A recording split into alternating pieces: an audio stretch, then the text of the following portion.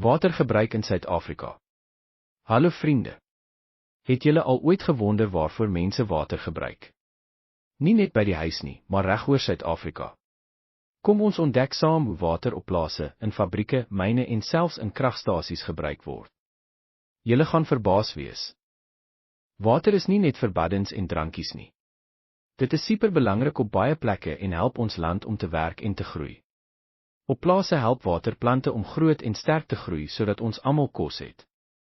Dit gee ook vir diere wat dors is, vars water om te drink. In besige fabrieke koel water groot masjiene af, maak alles skoon en help om baie van die dinge wat ons daagliks gebruik te maak. In die dieptes van myne word water gebruik om waardevolle minerale te kry, stof te beheer en seker te maak werkers het wat hulle nodig het. Water help ook om elektrisiteit op te wek.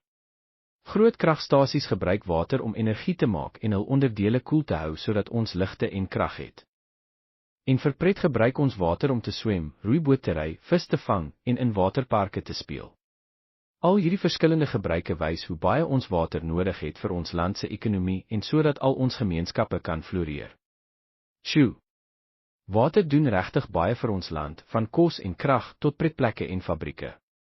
Onthou, water is kosbaar.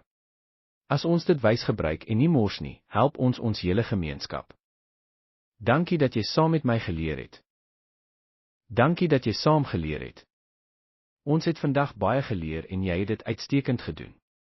Onthou, elke les wat jy leer, neem jou 'n stappie nader aan jou drome. Bly nuuskierig, bly vriendelik en hou aan ontdek. Tot volgende keer wanneer ons nog avonture in ons wonderlike wêreld saam verken.